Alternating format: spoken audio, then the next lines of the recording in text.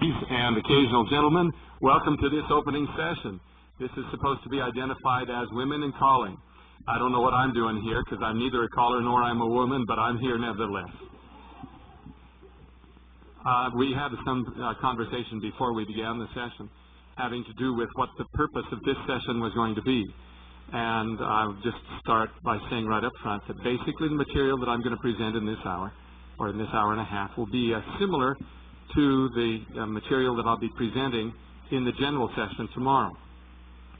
I would very much like to lay out to you some of the notions that I have in mind for this progressive training program and get your response to it so that as John and I, under the watchful eye of Deborah, behave ourselves and get this curriculum sort of figured out, we will be able to do what you need to have done. Over breakfast this morning, we discussed a variety of options for having this training program, one of which was that each session, each of the 3 units, the levels of the progressive training, would touch on one particular aspect of singing that's applicable to callers. The singing can be divided up into basically 3 subsets. One of them is, how do you make sound? The next one is, how do you make sound better? And the third one is, how do you make sound go higher and lower? So in its very simplest format, that's what the 3 sessions could be. I proposed also to John that the possibility exists that you take all 3 of those skills and you introduce them in level 1. And there's this sense of, I sort of know what I'm doing, I can do it while somebody's watching me, but turn me loose and I'm a disaster. That's level 1. Level 2 is, I've gotten past disaster till I'm feeling pretty confident. I've taken the training wheels off and my bicycle can ride down the street just fine, thank you very much. And the third level is, look, Mom, no hands. I can ride down the street with no hands on the, but it's all 3 of those things sort of intertwined together. The problem with this second approach to doing things is simply that how do you certify? How do you do that? There are an increasing number of pseudo women here, and I was going to just excuse me. Sorry.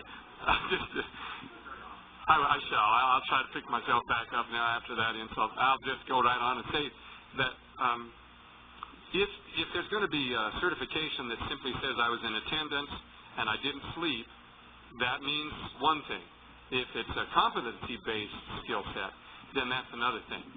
Now, what I would like to see from you folks is, which way would you like to see it done? Would you like to have it be a certificate of attendance, a certificate of completion, so that you have been introduced to all of those subjects? Or would you like to have it a competency-based kind of certification? How many would like to see it be attendance-based? Yes, a question, just a minute. I'm coming. Chris Jensen, Albuquerque, New Mexico. What is the purpose of the certification? What will it be used for? To entice you to come to CALLERLAB. No, I'm kidding. I guess that was one of the purposes, but the other one is to give you a sense of confidence that you can feel trained sufficiently so that when you've got a problem to solve, you've got the tools to solve the problem. And that's where the certification, the competency-based certification comes in. The other one could hardly be called a certification. It's more like I was there and I've got that information in my notes along the way. The certification of skill would require a curriculum to be developed with packets to be completed. I haven't the foggiest idea how we'd work that one out.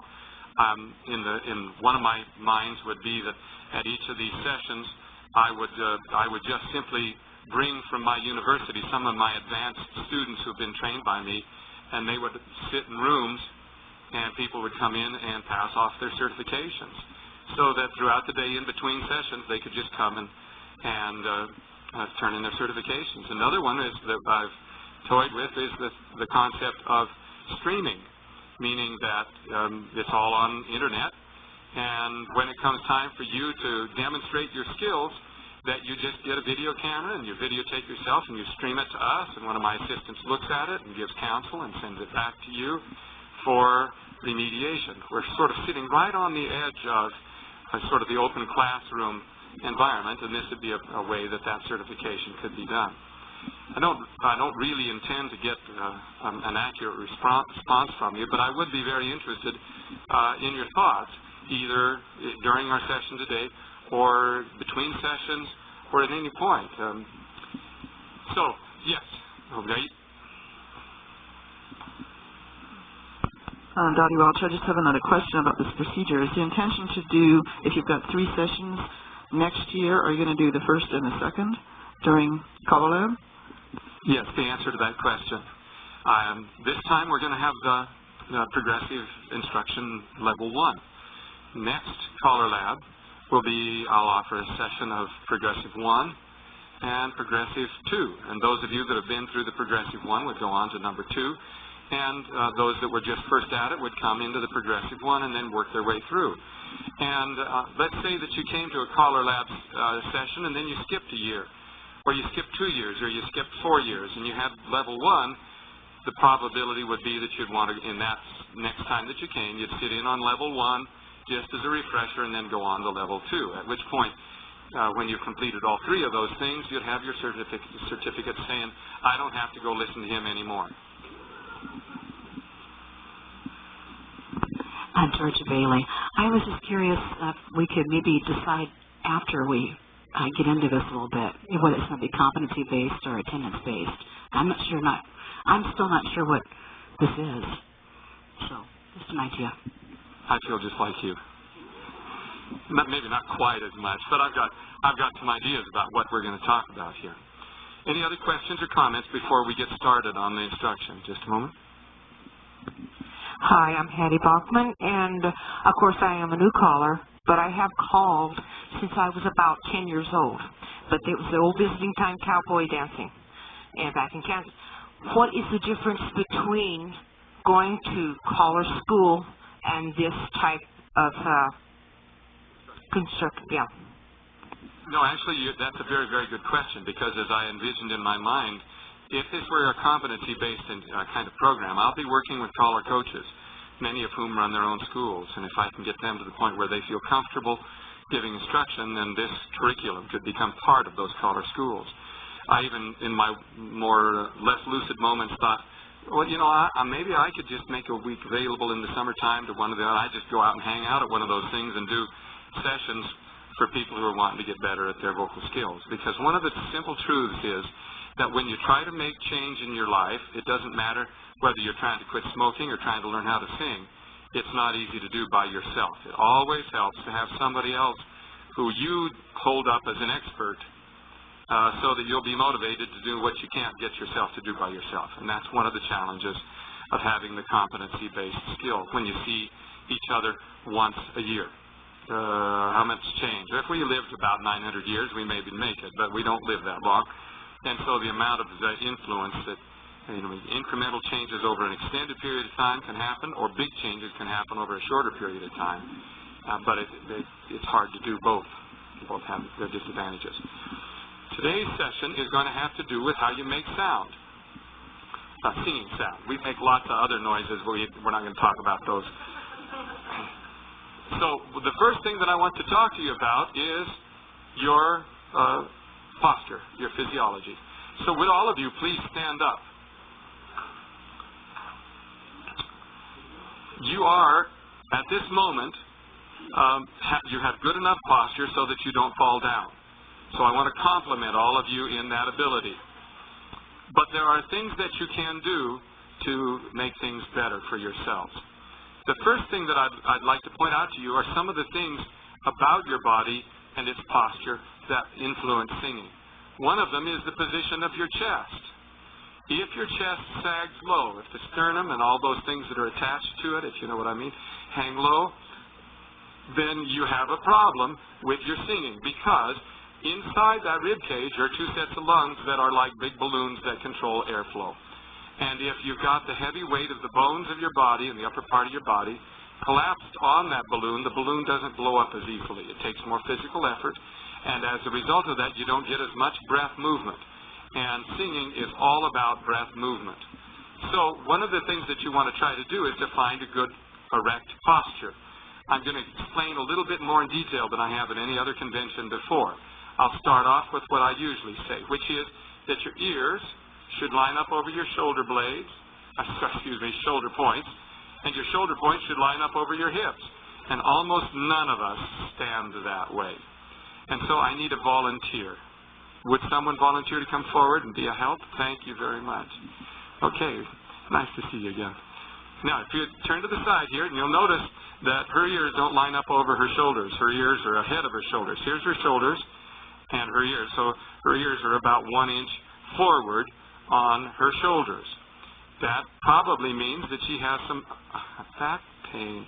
She has some tight muscles in her back because her muscles over the years have learned the kind of strength they have to maintain to hold this big melon forward of its center of gravity. That's I'm talking about her head.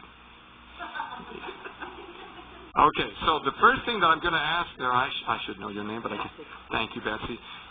First thing I'm going to ask Betsy to do is to stretch the vertebrae of her neck, the cervical vertebrae, by taking a point at the base of her skull and the top vertebrae of her thorax. That's the top vertebrae of your backbone, and stretch them as far apart as she can comfortably, or less comfortably. Or anyway, you can see her eyes kind of bulging out as she says, they don't really stretch that far.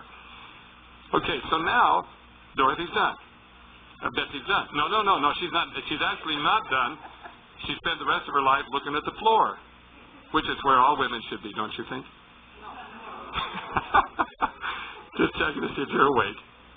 Okay, now, she can't stay there and still feel confident, so I'm going to put my hand at the base of her neck, base of her head, and ask her to push back against my hand without using her neck muscles. She's using, now see how she's just rotating her head?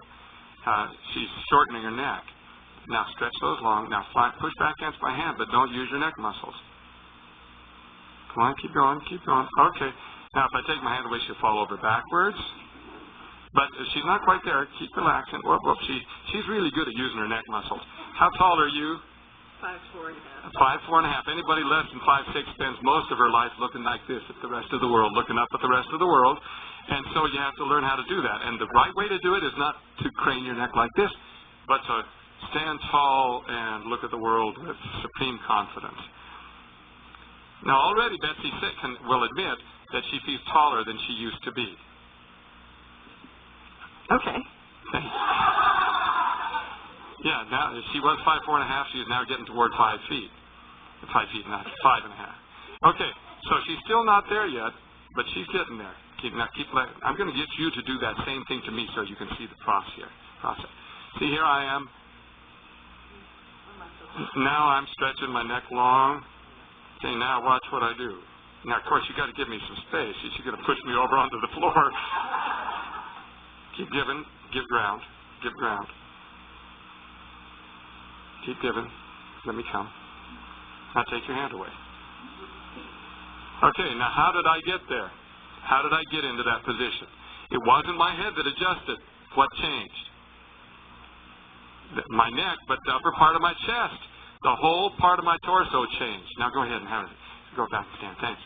And that's part of the issue. There are some muscles that you need to know about. You don't have to remember their names, but I'll give them to you. With each of the cervical vertebrae, there are some muscles called scalene muscles.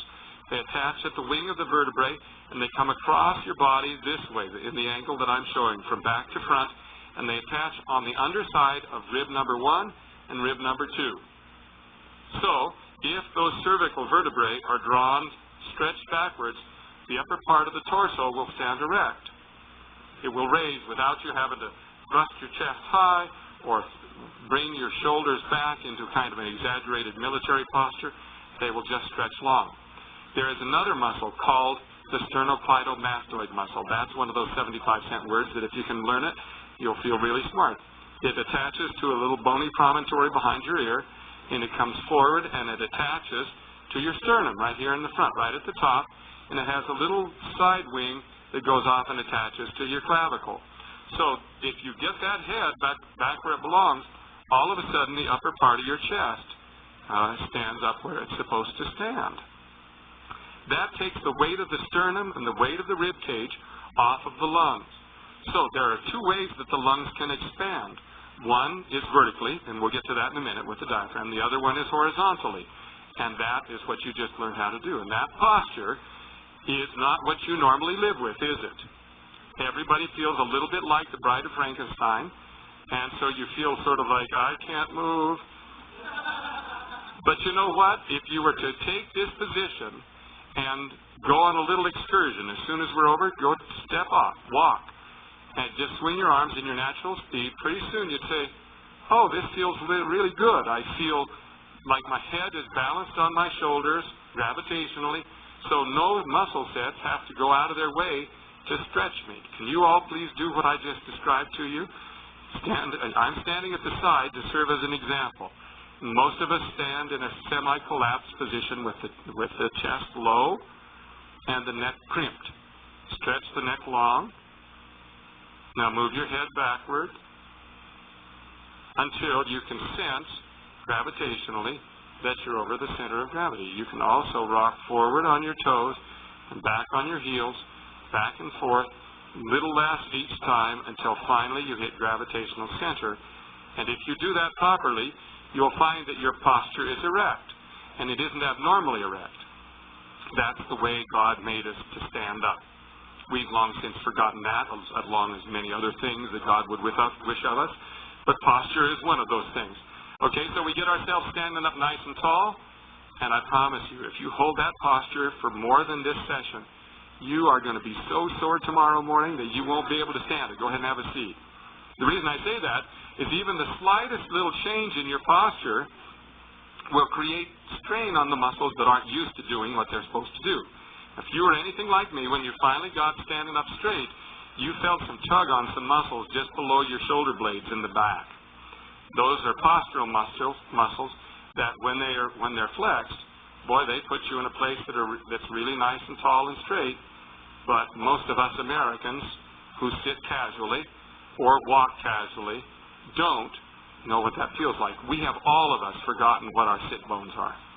These two points right in our bottom. None of us sit on our sit bones. We sit on our tailbones or the lower part of our spine. And then for the life of us, we can't figure out how come we have lower back trouble. And it has to do with the fact that we've since forgotten what good, healthy posture is. And singing grows out of that good, erect posture. Elevated chest, it's called, for men, it's called the noble chest. For women, it's something else. Yeah, I had a teacher that I brought in to do the master class for my students, who when talking to the girls, he just kind of she'd sidle over into them and she'd say, just put them on the mantelpiece, dear. And without saying anything more than that, every one of them knew exactly what she was talking about. Now, with this age group, it's more like get a step ladder and, but nevertheless, you stand nice and tall and erect, okay? So that posture is going to go a long way toward helping you sing. Okay, now I need somebody's help to hold the microphone while I demonstrate something. Thank you.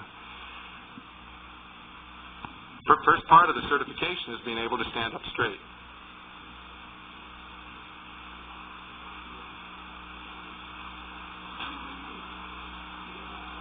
And the way you prove it is that you walk from here around to the corner and back without falling over backwards. The second part of the demonstration now has to do with making sound. Making sound in a healthy way. There is a law of physics called the Bernoulli principle. It simply says that when air is in motion, it creates low pressure. It is the methodology that creates our weather patterns. It's what makes airplanes fly. It's also what makes the old-fashioned atomizers that women used to use for perfume. It makes them work. And when air is in motion, it creates suction.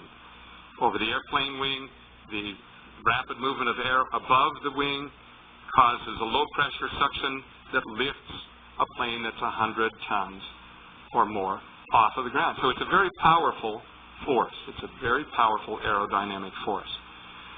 That same force works in your own body when you try to talk or when you try to sing, if you understand that principle properly. When you inhale, air comes into your lungs, your vocal folds are open and relaxed. There's a wide open position in your vocal folds.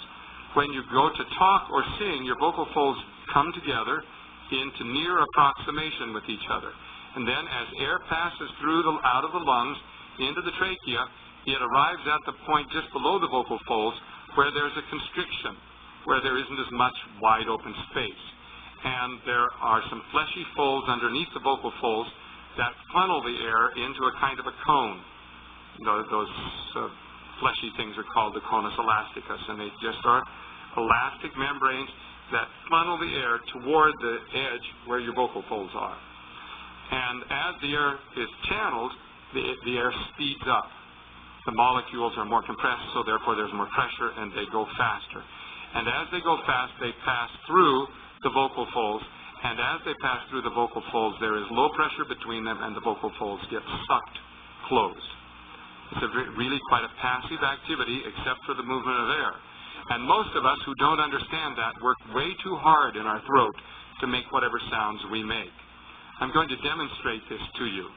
Here are two pieces of paper that represent my vocal folds. You'll see that they stand apart from each other. As I blow between them, if you didn't know anything about the Bernoulli principle, you would say that the air would blow them further apart from each other. But in actual fact, the opposite occurs. Watch.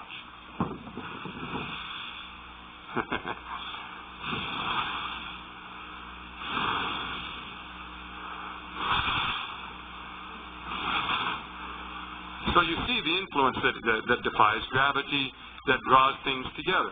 I didn't do anything with my hands, I just held them in that position. But you saw that the first attempt that I made very little effect upon it. Can anyone guess why? It was both, there was insufficient volume, but more particularly, there was insufficient velocity in the airflow to create that suction. There wasn't enough suction between the pieces of paper to cause them to vibrate. So, a little bit of air movement produces this. A little more air movement produces this. And yet more velocity produces this. Oh, they vibrate. They vibrate on their own. And the reason that they do so is because as they get drawn closed, how's your arm? Doing fine. As they get drawn closed, for a brief moment, the air doesn't flow because the paper together, two pieces of paper, inhibit the airflow. So the molecules start bumping up against each other and building up a slight degree of pressure, sufficient to blow them apart. And in the moment that they blow them apart, they create that low pressure and suck them back closed again. So once the vocal folds get near to each other and there is a sufficiency of airflow, then everything else happens just by the laws of physics. They're drawn closed by physical laws, they're blown apart by physical laws, all having to do with air pressure. And many people don't understand that. Many people think that they make the sound happen. And the more correct way to view this is that you set up the conditions to allow the sound to happen. Thank you very much. You can all experiment with this just with your lips. If you will part your lips by about 1/8 of an inch and blow between your lips, watch what happens. Nothing. Increase the velocity of the air. If you didn't make it that time, increase your velocity more. Now, all of you know that you began with your lips apart. You purposely left them apart. What made them flap? It was the Bernoulli principle at work. Your lips are 2.5 to 3 inches across. They're anywhere from attractively narrow, overly narrow to attractively shaped to fat and ugly, but they are still nevertheless there. But there's a lot of flesh to be moved. The truth is that your vocal folds require much less than that. For you women that are here, your vocal folds are about the same length as the length of my little fingernail. They're about 5 to 7 centimeters in length. That's it. You got one on one side and one on the other. Now compare that to the amount of volume that it took to move your lips, and you can see that for a much lower air movement volume, you can get your vocal folds to vibrate. And here's how you do that. Where are your sit bones? Find them and sit on them. Put your ears, your back probably away from the chair, and sit in such a way so that your ears are atop your shoulders and your shoulders are atop those sit bones. Now you're nice and tall and erect and your chest is hot. In that position now, I want you to whisper on pitch. There's the pitch. Okay? So just whisper, count to 5. 1, 2, 3, 4, 5. Okay, there's some voices that don't sound female. But do it in the female octave. No, down there. Go again. 1, 2, 3, 4, 5. Some of you sound this way. 1, 2, 3. I don't want to talk to you in church. You make too much noise. Make it really gentle. Go again. Whisper on pitch. 1, 2, 3, 4, 5. Good. Now, inside yourselves, analyze what that feels like. I'll put the words to it. I hope that you're already thinking. It feels very relaxed in your throat. It feels breathy. You can feel the breath escaping between your vocal folds. But there is no resistance and no tenseness in your throat as you whisper that way. Is there anyone that doesn't feel something akin to that? Raise your hand. Okay, let's find out what you feel. Your name? Ruth.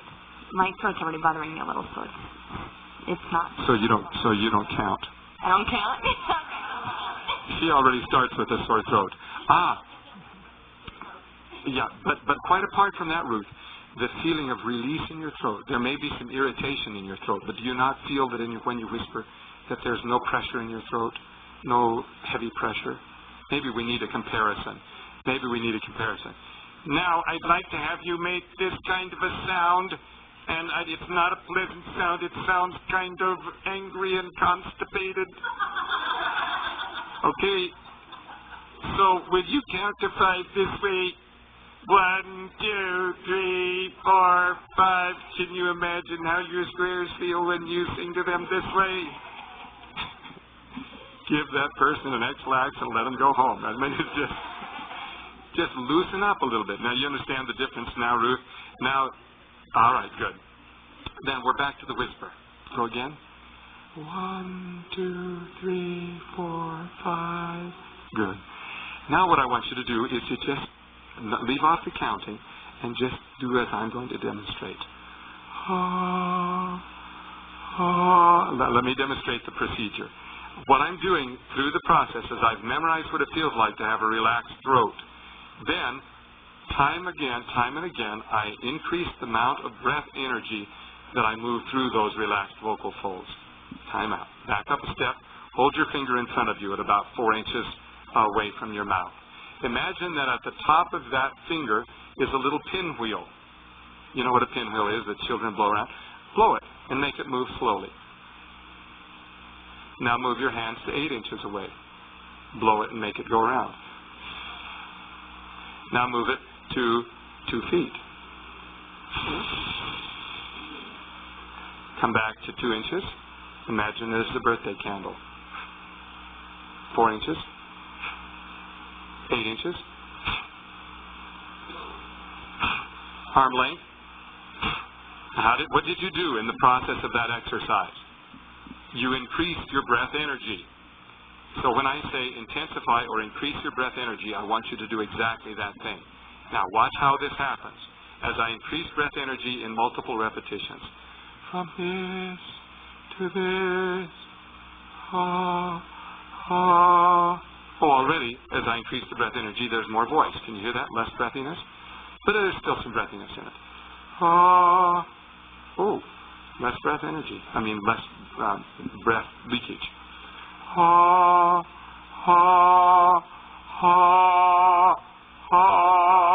Did you notice that as I passed, there came a point where the tone was clear and there was no more leakage? But I kept right on going, and then all of a sudden what happened was that there began to be a greater harmonic richness to the sound. Listen again.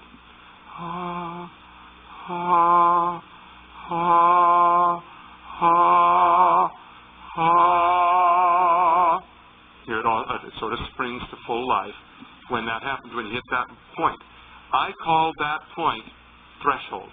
That's the threshold at which your voice works spontaneously. I'd like to have each one of you try that. Join with me.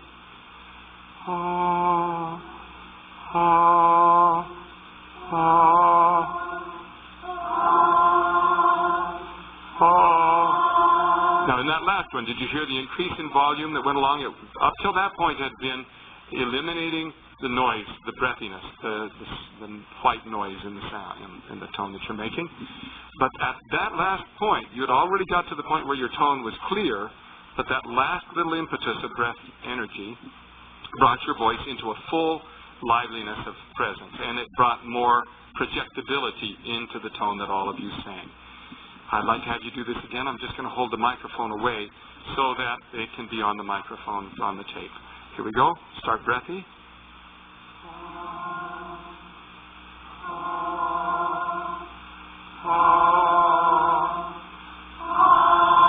And one more. The way that that's fine. That's a very good thing. The first and foremost thing that I want you to get from this session is what it feels like in your own body to hit breath threshold, where your sound is being produced what you would consider to be relatively passively. Now, when I say passive, I know that you're thinking hard, and I know that you may be using more breath than you normally do. But here in your throat, from your chin down to your clavicles, there is a quietude that some of you may not have associated with making that much sound before. And that's going to be an important adjustment for you to make. Why? Two reasons. One of them, it feels so much better and you can go so much longer. Second reason is that when you listen to somebody who uses that concept of breath threshold, listening to that person is ever so much more pleasant than listening to someone who doesn't. In the consequences, there are consequences to not hitting breath threshold. You've already seen one of them, and that is that the tone becomes breathy. So if I'm on threshold, here drop below, and it loses its intensity, it becomes diffused. Now, at that, there's another alternative to that, because nobody likes a breathy sound. You can't command anybody with a breathy sound. Would you please, Alan, left? It's okay with you? And okay? And you don't command that way. No one commands that way. Which is one of when I listen to some televangelists and some people who affect piety, the choice of their terminology is often to go this way. My friends, politicians do this. I'm sincere. And you know, when somebody talks to me that way, I put my hand over my wallet. Because that's a tone that I associate with manipulation or affectation. But when somebody really has something they want to say, they talk this way. Do it this way, do it that way.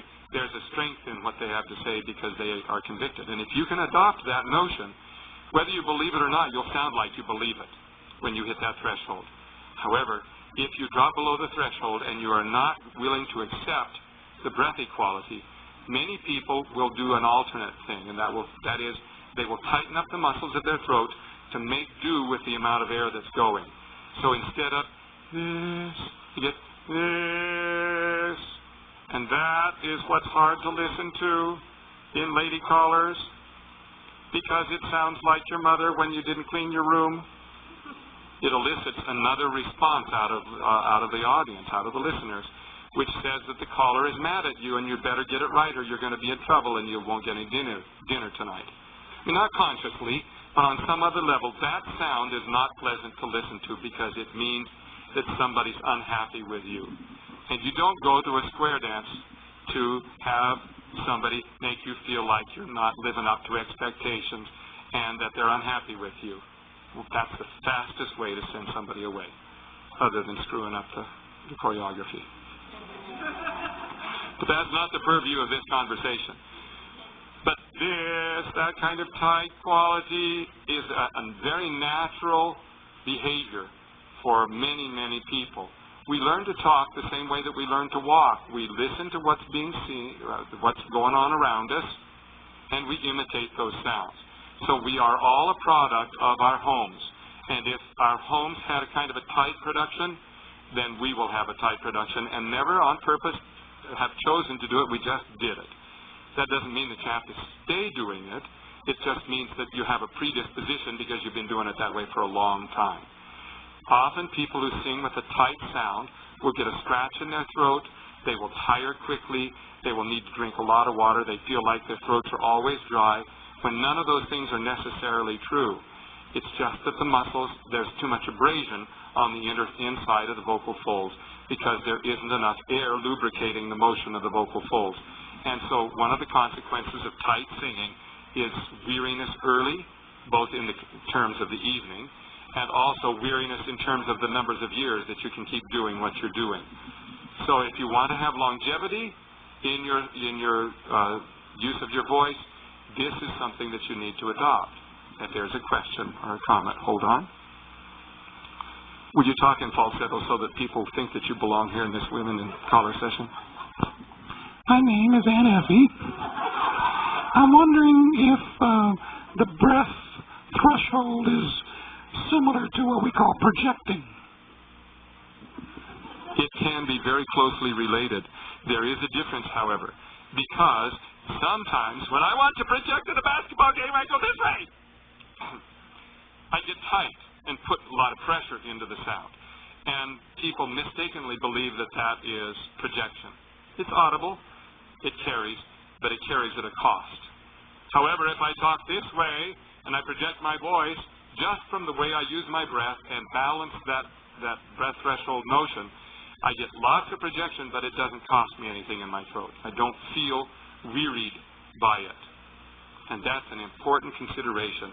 There's a lot of noise in a dance hall. And as a result of that, people who feel a need to push their voices, to make their voices happen, will find themselves grieving by the end of the second tip.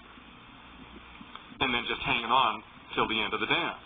Whereas these people that adopt this kind of an approach can finish the dance, go call another dance, get up the next morning and talk. It's just a simple balancing of the physiology with the aerodynamics of your voice. So now, that's the theory. Now it's time to put it into practice. So I've got a couple of different tunes that I've got in my mind that I'd like to have us try. And before we're done here, each one of you is going to have a solo moment. So get over it now, okay? And I need to have you leave the comfort of the back of the hall and come and form an oblong circle here in the front, where I can get at you quickly with the microphone without you knowing me coming. Let's make this for ladies primarily. Gentlemen, you can watch. Okay, so here you come. You're coming into the circle. And here is one of the dilemmas that I know enough about you ladies to know, which is that for a long time, you have felt that you had to be men to be callers. And who would want to do that, just to be a caller? And that's too high of a price to pay.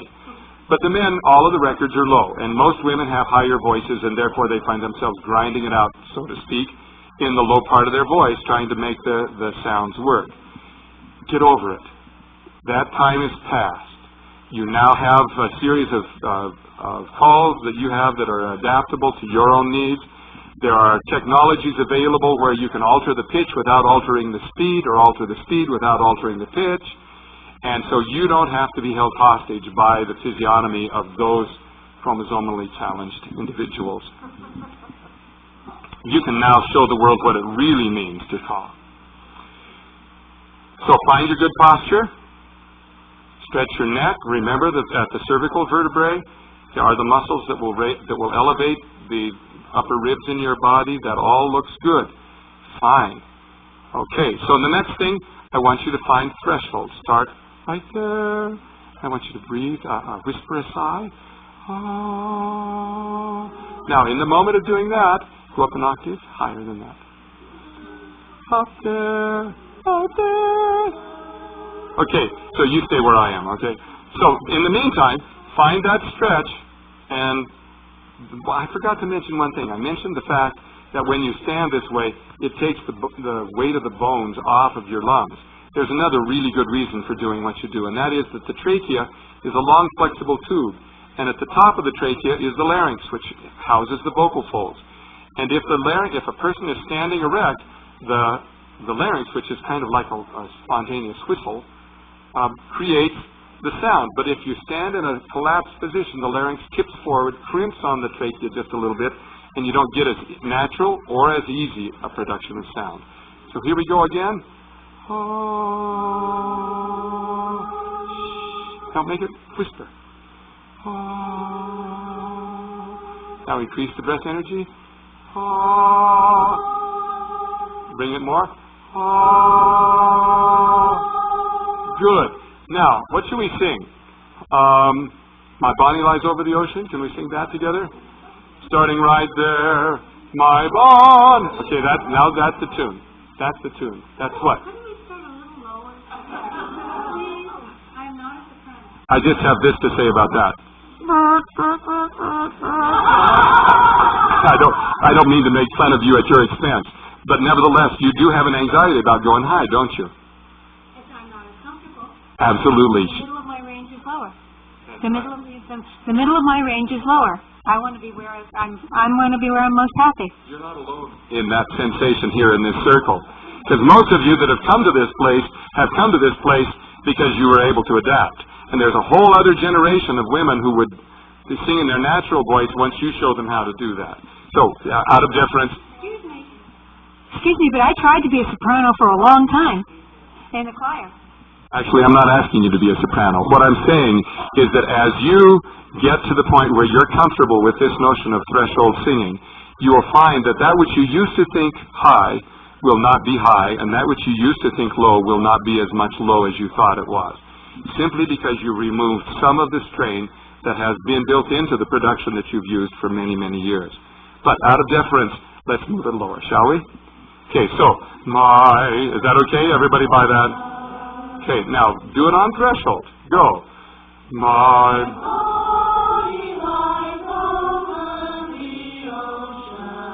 Stop. Now, here's one of the things I noticed. You monitored each one of yourselves. You remember what it feels like to be on threshold? There's a clearness of sound. There's an ease of production. And here's what I heard. My Bonnie. As you raised the pitch, there was pressure to get that. And so no longer was it just airflow that was producing that. Now it was muscular tension. It was resistance and pressure. I'm hoping for my Bonnie lies over the ocean. My Bonnie lies over the sea. My Bonnie. You hear there's no increase in pressure as I go up in the scale. Will you try to imitate that? In order for that sound to happen, the jaw does need to open. And if everybody's trying like this and they're trying to go Bonnie and they're not opening the mouth, that may be some of it too. That's a very good observation, Deborah. There are, and actually that's going to be the second part of the progressive training, which is that as you get the raw sound coming out of your throat, what you do with it is next in line. But be as relaxed as you can. Right now the emphasis is on the relaxation in the larynx by not making any of the muscles that control the larynx having to become stiff. Once again, sing with me. My Bonnie lies over the ocean. How many of you had trouble on that low note? Okay, going right on. Your perceptions are different than mine. Go ahead. My Bonnie lies over the sea. My Bonnie lies over the ocean. So bring back my Bonnie to me. What are the observations of those of you that are sitting in the audience? What do you hear happening? Anybody? Just offer some observations. It was beautimous. It sounded easy. Did it not? It sounded easy. And it sounded easy because it was easy. Did you not all feel as you were doing this that there was no real strain in that? I wasn't satisfied with it because in the ease, I'm very happy.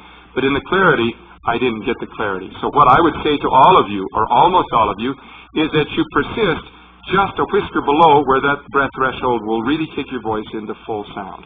I heard air leaking. I heard diffusion in the sound. I'll demonstrate. My Bonnie lies over the ocean. You hear how there's an easiness to that, a mellowness, but there's no energy in it. My Bonnie lies over the ocean. There's a difference by just upping the energy by a small proportion. Cool. So here we go again. And now we're singing there. My Bonnie lies over the ocean. My Bonnie lies over the sea.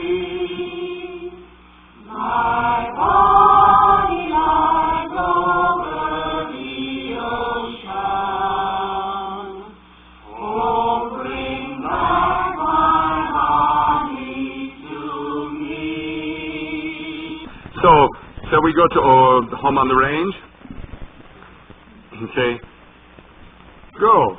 Oh, give me a home where the buffalo roam, where the deer and the antelope play,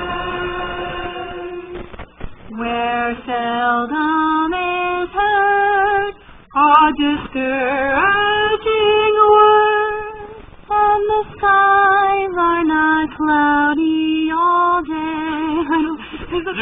Who cares about the words?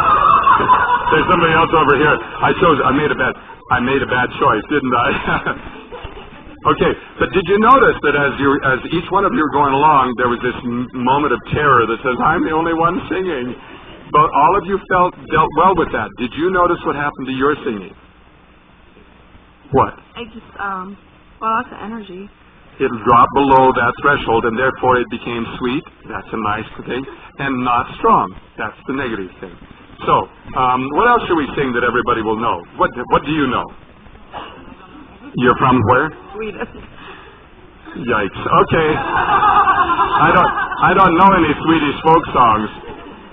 So, let's go to She'll Be Coming Round the Mountain, shall we? And a little higher. Go. She'll be coming round the mountain when she comes. She'll be coming round the mountain when she comes. You get to do that again, don't you? Yeah, I don't want to. Below the threshold. Yeah. She'll be... I don't... Okay. I'm not comfortable with the song. What song do you like better? America? Okay. You can do that one? Okay, so we're going to go to Take Me Out to the Ball Game. Ready? And take me out to the... I caught you by surprise, didn't I? There's our starting note. Go. Take me out to the ball game. Take me out to... I can't do it today. Not today. Okay, so we're just going to go along. Part of what I'm trying to do is to give each one of you a moment to discover for yourselves without other people being there propping you up what it feels like to be on threshold. Scary, isn't it? Sorry. Okay, here we go. Maybe we'll just sing for a little while before I pull this trick on you next time. So here we go. Take me out to the ball game. Now there's a really good example of a leap upwards that can be either tight or healthy.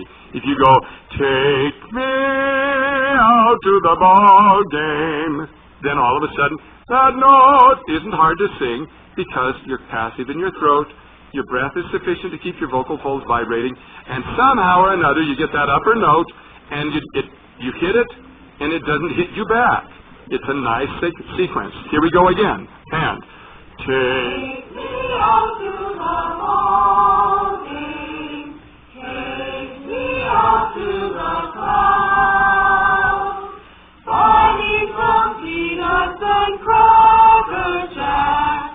I don't care if I never get back, so it's root for the home team. If they don't win, it's a shame.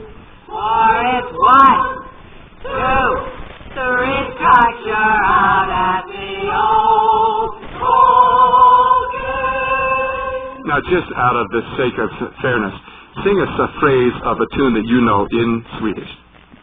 Oh my goodness. Just a folk song. It could be any of it could be your national anthem, it could be a folk tune, it could be a hymn. Isn't it amazing what goes out of your head in that moment? I think, Moja droga, ja cię kocham. That means I love you so. Good. That's terrific. Now do that same thing, only increase the stream of your breath. I don't have any breath. There's that terror. Okay, here's a candle. Blow it out. Blow it out.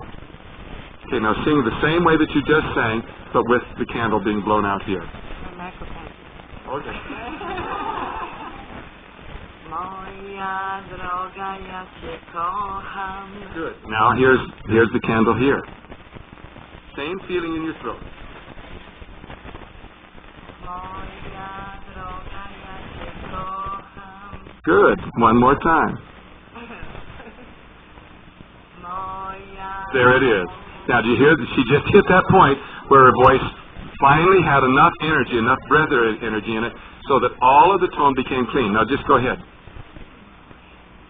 Moja droga, ja cię kocham.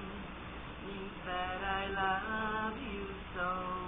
You notice that when you got to the word love, it got a little harder to do. So will you make sure that that word has as much breath energy as all the rest, but not more? That was all I asked of you. Good. Okay, now I have a strategy. Now, you've taught me something here just today. What tune would you like to sing a phrase of?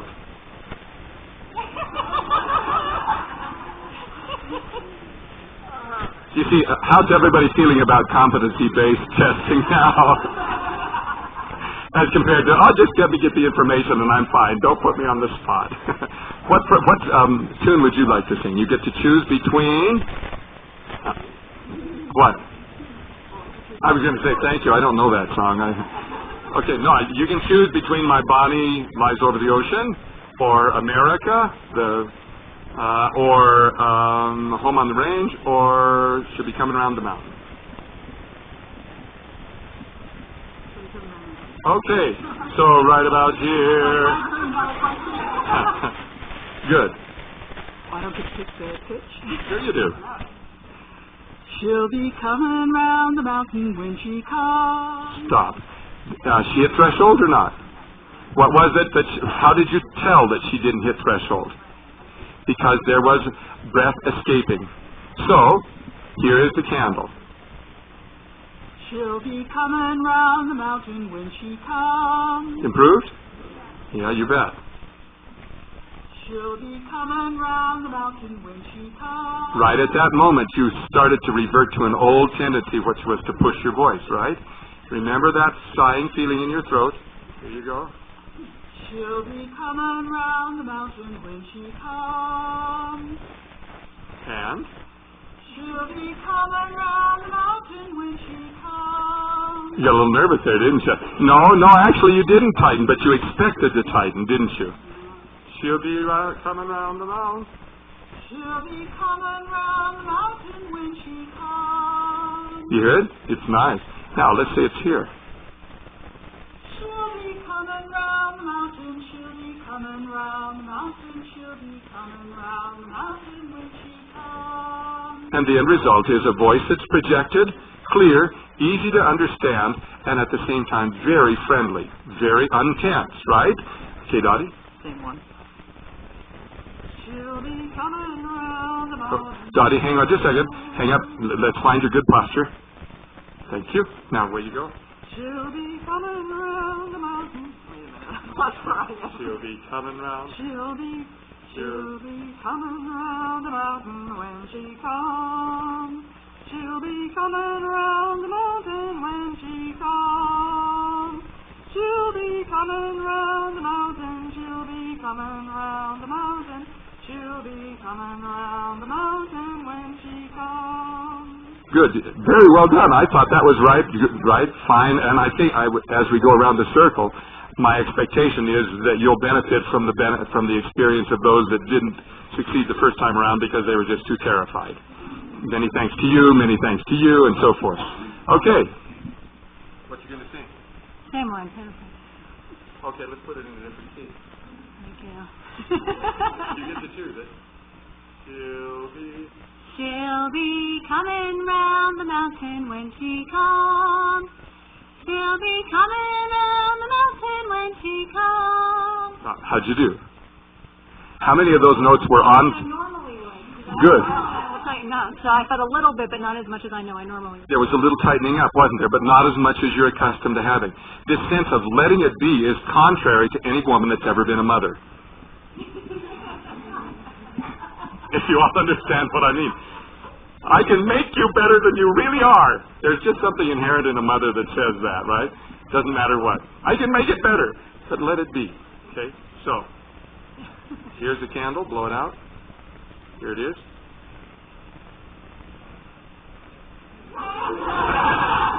But in your throat, it stays really relaxed. Okay? Go. She'll be coming round. Did you hear it? Hear it change? You would have felt it, and this is something that I haven't mentioned to any of you that have come along, and I won't yet. I was just about to give away a secret, but I'm just going to let it ride for a while, and then I'll come back to you. There's something that happened in your voice, and you could have told it because it felt differently. So be attending to what it feels like when you hit threshold. She'll be coming round the mountain when she comes. She'll be coming round the mountain when she comes. Thank you. Wonderful. Keep going. She'll be coming. That wasn't it, was it? No. Just remember what it feels like and imitate yourself. She'll be coming round the mountain. She'll be coming round the mountain. She'll be coming round the mountain when she comes. Okay, now she ran out of breath. She ran out of breath, and as a result, she couldn't keep threshold, so she's going to get another chance. And that simply means, Michelle, that you get a chance to breathe whenever you need to. Except the last one, where you have those 3 repetitions in a row. She'll be coming round the mountain. She'll be coming round the mountain. She'll be coming round the mountain when she comes. Good job. Now that feels different than what you're used to, doesn't it, Michelle? Can you describe what it feels like? Feel and hear the resonance up in here, up in my nasal cavity or whatever it is. Up into the bones of your head, in the mask is usually what it's called. It's up in the head. And it's a relatively high pitch. And you hit it, and it didn't hurt. It didn't sound so bad either. But it does sound different than what you expect. And so I want to reiterate to you that it feels different. And there's an axiom that I always follow. If it sounds different, it feels different. It's just not possible to make it the same way that you made it. So as soon as I hear it change in the sound, I know that you feel it differently as well. What song do you want to sing? Go with the same one. Are you okay? Second verse. Okay. At least there's a little variety here. Okay, so now you get to choose your own pitch, okay? She'll be riding 6 white horses when she comes. Were you on threshold or not? How did you know? It didn't feel comfortable. Okay. So what did you hear? I didn't hear tight. What I heard was a little breath diffusion. There was a little bit of leakage, right? So that means that you're not as efficient. And incidentally, does it strike anybody as odd that now you're using, in some cases, 3 or 4 times as much air that you usually use, and you're not running out of breath more? Doesn't that strike you as peculiar? No? Okay, no. It doesn't. The truth is, the most efficient that your voice can be is at the point of threshold. You may be using a lot of air, but that air is broken up into very, very small increments, and there is no leakage. And when there is no leakage, that's the most efficient your voice can be. If you're tight and you have no air moving, then it takes a lot of pressure to fight through tight vocal folds, and that wastes energy. So the best place to be for the maintenance of your breath is at the threshold level. So here you go. Here, blow the candle out. Now blow it out. Okay, sing that. She'll be riding 6 white horses when she comes. Wow, can you hear that? Can you hear that? Could you feel that? That felt differently, didn't it? Go ahead. She'll be riding 6 white horses when she comes. And you just transferred into that upper range, which you hate to do, and it went by almost without comment, except that I'm commenting. She'll be riding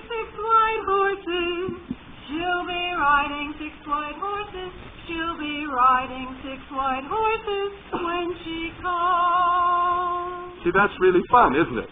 Good. Congratulations. Okay, Christy, what's your tune? It's your call. It's your... Okay, so you get to choose your own pitch. We'll just do the chorus, okay? America, or whatever pitch you want to start with. Not that I would try to influence your pitch. America. Good. Blow the candle out. Now blow it out. Stay. America, America. Now that feels differently, doesn't it, Christy? I know it does because it sounds differently. Does it not? Describe what it is that you're hearing. There's strength. Anything else? Clarity. Fullness. All of those are characteristics of hitting threshold. Would you like to have that be said of you? Christy doesn't sound like a little girl. Because Christy has long since been a little girl. Right? Okay.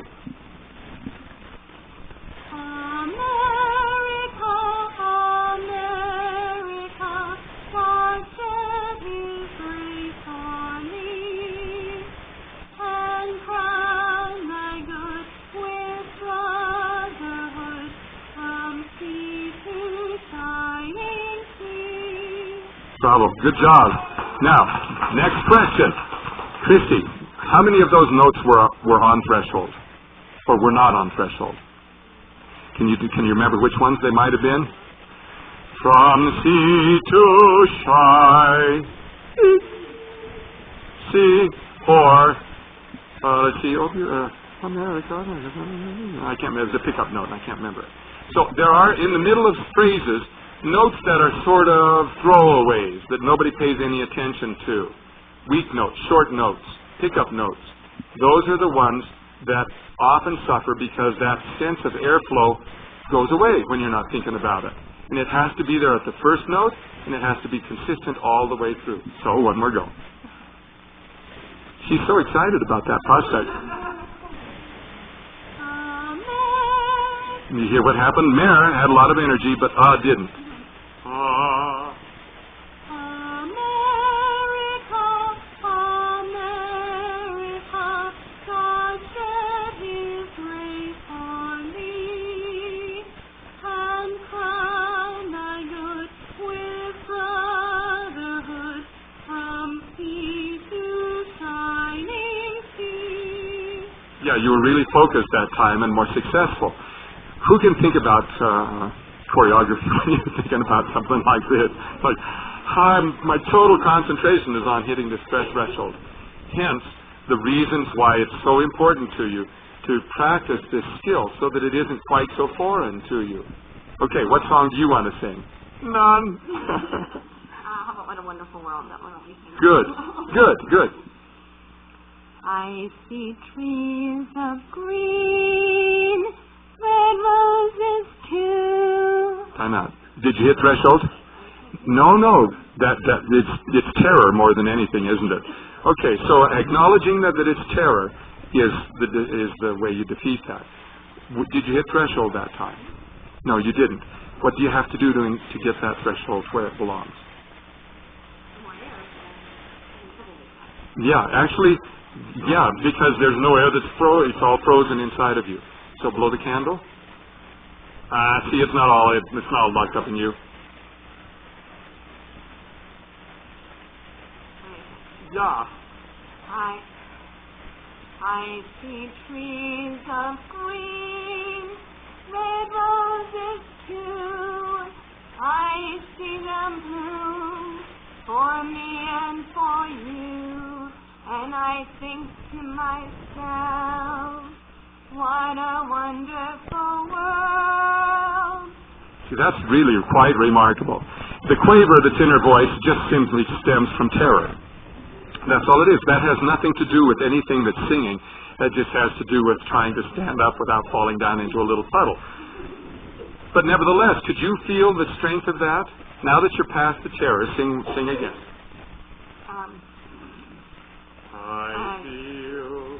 I see trees of green, red roses too. Now I'm going to ask you to do something a little different than what you're doing. Okay. Whisper, I feel. I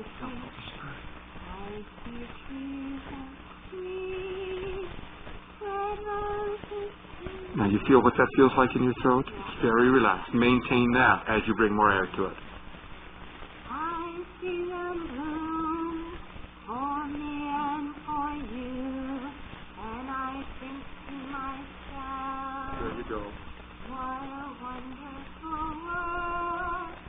Does that feel any different than what you're used to? Oh, yeah. 10 minutes from now, she won't remember a thing. But you'll be watching everybody else, and you'll have this on tape, and you'll say, is that me? I thought that was so terrible, and it wasn't really that bad. Oh, I'm encouraged. Now, what are you doing sitting down there? She's backed out of the circle before we got to her. Is everybody getting tired? Are we? I have no idea of time. That's what I thought we were going to. Okay. Okay. Oh, boy. I don't know that song. My sinuses are terrible because all the cigarette smoke. Do you know what? The sinuses have nothing to do with this. You know, that's right, because you know what? We get subjective sensations that are associated with our sinuses. Our sinuses get full, they get impacted, and we think we can't sing. But the truth is, all pitches are made before your sinuses ever get kicked in. Now, they may be drowning with juices that flow down from above, but the sound is made long before, and most of what happens in good singing has relatively little to do with impacted sinuses, with a runny nose or anything like that. The drainage is a nuisance. Most of the time when people have drainage, they raise their soft palate so that it won't run down their throat, and they just sound like they have a stuffy nose. It has nothing to do with a stuffy nose at all. It just has to do with the high soft palate where you go to make an M, and there's no place for the M or the N to vibrate. And so you get that kind of sound. And it's just a device your soft palate goes up to keep the flow. If you've sung, go ahead and have a seat. Yeah, just relax. You're off the hook. You can stay if you don't want to sit. Okay, I think I'll do my bonnet. Okay. Okay. Good. Now, hit the threshold right off as soon as you can. My bonnie lies over the ocean. Did you feel yourself sort of hunting and fishing and you found it and then stayed with it? Everybody has to do that same thing. The way you learn is by just experimenting until you hit that balance in your own production. My bonnie lies over the sea. My bonnie lies... Now, did you notice that you sort of really drove into bond? You changed your breath energy? Don't. Just keep it flowing the same. My bonnie lies over the ocean. My bonnie lies over the sea. My bonnie lies over the ocean. Bring back my bonnie to me, to me. Bring back, oh, bring back my bonnie to me. Thank you very much. Now, you notice that continued to be her voice. It has nothing to do with making her into some other thing, to manufacture anything at all.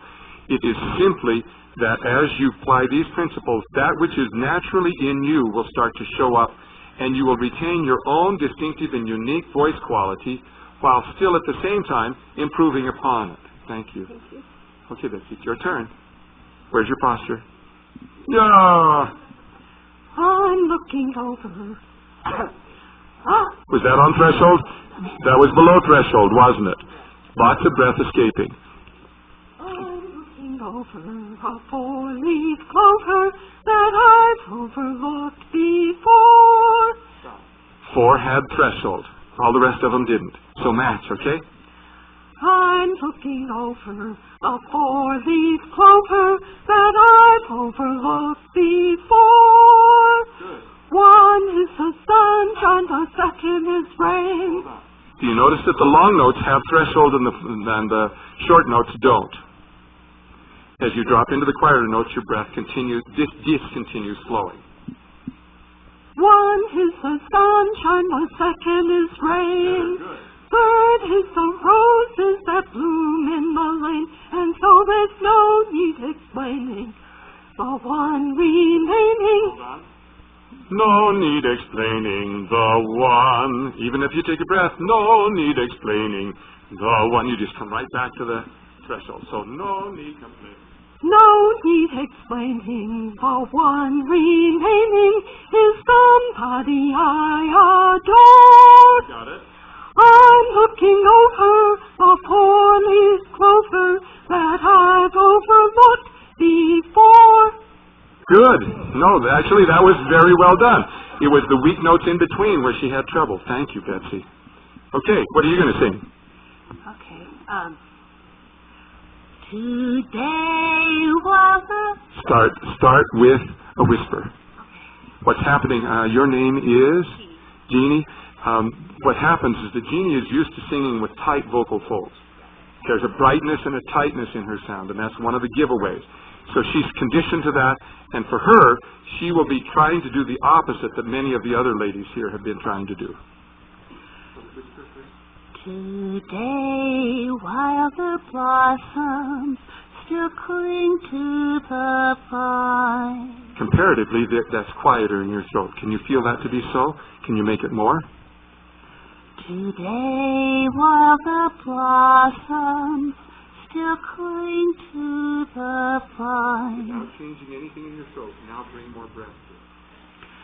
Today, while the blossoms still cling to the vine, I'll taste your strawberries, I'll drink your sweet wine. Stay released as you go. A million too. Have you noticed that when you went to the mill that wanted to stiffen on you? Keep passive and just stay on threshold. A million tomorrows will all pass away ere I forget all the joy that is mine today. You notice how it went away on the last note? I noticed it. Today, just the tail end. Today. It's actually a conscious choice. Everybody learns. Go ahead and reward her. That was very nice. Everyone has to take personal responsibility for this thing, because everybody's physiology is slightly different, and everybody's response is unique. You can get a friend, a spouse, a partner to listen, to invite you toward that, but you have to intuitively, on the inside of your body, discover what threshold feels like. Thank you. Okay, what are you going to sing?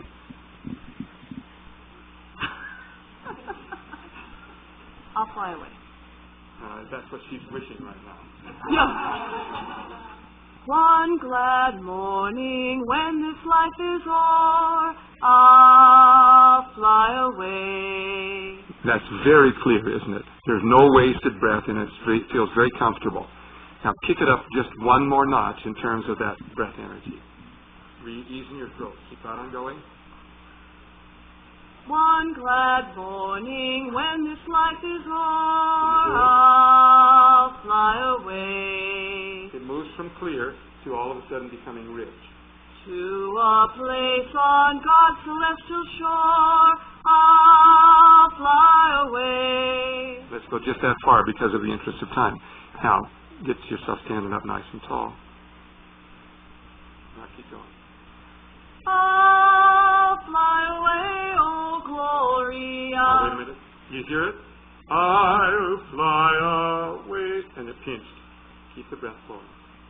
I'll fly away, oh Gloria. I'll fly away to a place on God's celestial shore. I'll fly away. Good. Thank you very much. Could you feel that as different? Yes. Okay, good. What are you going to sing? Good question. I don't know that song. She'll be coming around tonight. Okay. She'll be... Right off the bat. Did you see what she did? She'll. Yeah, don't squeeze it out. Just let it flow out. Here's the birthday candle. Blow it out. Blow it out. Blow it out. Sing. She'll be coming round the mountain when she comes. She'll be coming round the mountain when she comes. Now try that again when you go coming round the mountain, and make sure that note's on threshold. She'll be coming round the mountain when she comes. She'll be coming round the mountain. She'll be coming round the mountain. She'll be coming round the mountain when she comes. Now that, you forgot to breathe, but also it wasn't just that. It was that sense of terror that says, oh, I'm out of breath. I don't know what I'm going to do. Good. Thank you very much. You know, I should have had everybody announcing and introducing themselves, and I apologize for that. So you get to. Hello. I'm sorry. I'm Hattie Bachman. I'm from Sequim, Washington. I'm a new caller. Been calling for the last year. I would like to do summertime. Okay, good. But before you do, you have to promise that you're going to let go of the tightness in your throat and just let it soft. So start with summertime side as if you're going to whisper the song. Summertime and the living is easy. How about if we pitch it in a higher key? So just a little bit, because you're off the charts down on the bottom. Summertime, summertime, and the living is easy. Too low, isn't it? Summertime. Let's try something different then. Let's go with Rocky Top. Okay. Good old Rocky Top. Rocky Top, Tennessee. Okay, now hold on. That's a whisper, right? Now, blow the candle. Sing. Wish I was on old Rocky Top down in the Tennessee hills. Wish I was on old Rocky Top now.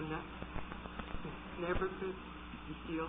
Rocky Top will always be home sweet home to me.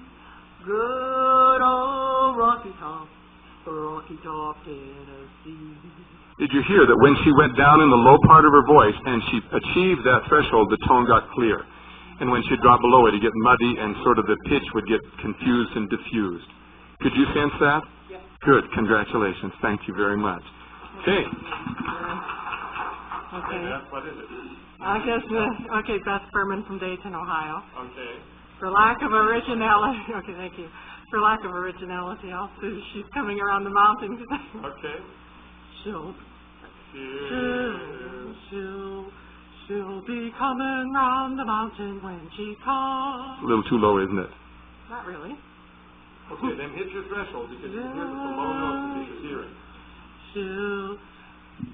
She'll be coming round the mountain when she comes.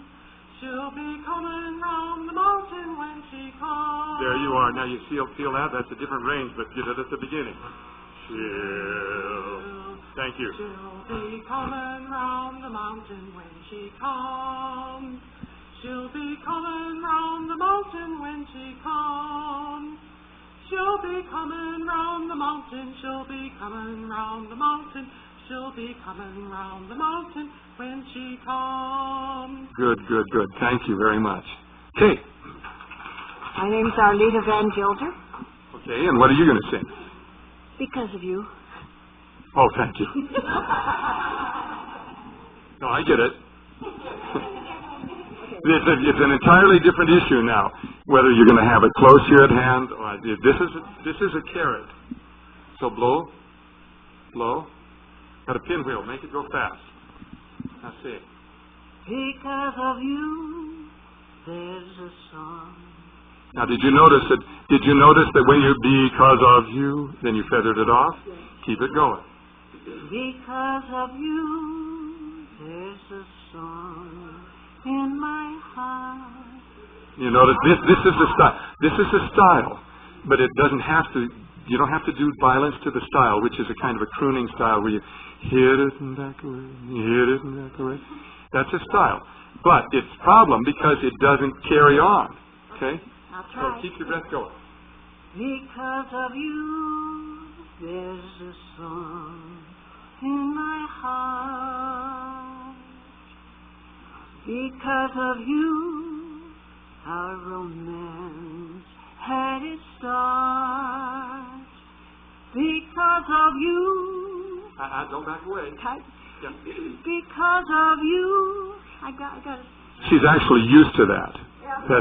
That's something she's very much used to. Just hit the threshold. Because of you. I forgot the words. Okay. Now I start over. You may. Yeah. Okay, I'll try it again. Okay. Because of you, there's a song. There you go. That's it. Keep going. In my heart. There you are. Because of you. Don't back away. Stay on threshold. Our romance had its start. Because of you, the sun will shine. The moon and stars will say you're mine. Forever and never too far. Then we'll stop only because that's halfway through. Did you notice there were moments when she was very successful at finding that and other moments where the pattern was natural? Okay, thank you very much. Got to hurry. Daniel Layton, Laurel Lake, California. Okay. Okay. Take me out to the ball game. Now, whisper that. What? That's asking the impossible, but... Take me out to the... position. Now get your breath going. Take... So it's take me out, take me, take, but it's still easy in your throat. Take me out to the ball game. Take me out with the crowd. Buy me some peanuts and Cracker Jacks. I don't care if I ever come back. That's the very best right there. I don't care if I ever... That is really the healthiest way. I'm stopping just because of the time. Thank you. Georgia from Vancouver. Oh, give me a home. Now that's below threshold. Can you tell? There's air leaking through. So bring it up. Oh, give me a home. That's 3 times better, but there's still better that you can get. Oh, give me a home where the buffalo roam, where the deer and the antelope play, where seldom is heard a discouraging word, and the skies are not cloudy all day. Bravo to you. Thank you. I've got to hurry because we're a little over time, but just let me summarize a little bit. I wanted to have each one of you have an opportunity to feel what it means to have to do it. Not just hear about it, not philosophize about it, but actually do it. That's the competency-based kind of testing in its very most rudimentary sense. Deborah made a comment early on in the hour that I want to follow up on, and that is, there are more things than just this. This can be added to your vocal technique, and it will make major changes in the way that you sing if you don't do anything else but this. But the next level, which has to do with the tuning of that sound, the tuning of the resonances, there are a variety of techniques just like there are for making the sound. And that can be a topic that can be laid on the top of this one. So if you can gain mastery of this threshold concept, then the next time when you go on and add the mastery of the resonance tuning, then the third one, which is finding a way to do that in the high part of your voice and the low part of your voice equally at ease. There are ways that you can take this elephant and break it up in little bite-sized pieces and eat it, or donkey, whichever the case may be. This is just the beginning of a series of events that will, if you're persistent at it, will give you information, and then you'll take that information to apply it to your lives in your own circumstances. And if you adopt the skills, they will make a change in your life. If you hear it and it sounds good and you don't adopt it, you might as well not have come, because it really serves you no purpose. You're the ones who decide. You decide whether you want it or whether you don't want it. And if you do, you pay the price to get it. And if you pay the price to get it, you'll have it. And if you don't, you won't. Now, the last little competency-based skill will be to stand up, find your posture, and walk to lunch. However, let me just forewarn you, only adopt this postural position when you are practicing or when you are singing. You can't hold this for more than about 20 to 25 minutes at a time, and if you do, you'll be sorry day after tomorrow. But bit by bit, you'll get to the point where these muscles are used to it, and then you will find that it's more comfortable standing this way than the way that you normally stand. Thank you very much.